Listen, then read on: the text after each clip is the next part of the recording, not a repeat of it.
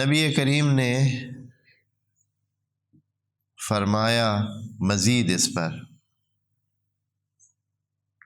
کہ یہ جابر ابن عبداللہ انصاری کی روایت ہے، اس سے بات کرتے ہوئے نبی نے کہا اے جابر آیا میں آپ کو بتاؤں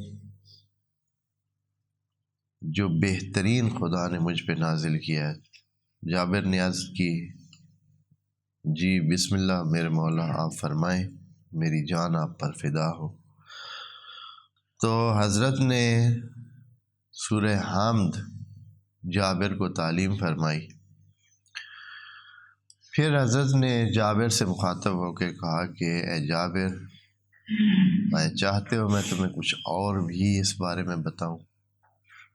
تو جابر نے عرض کی جی ہاں میرے مولا،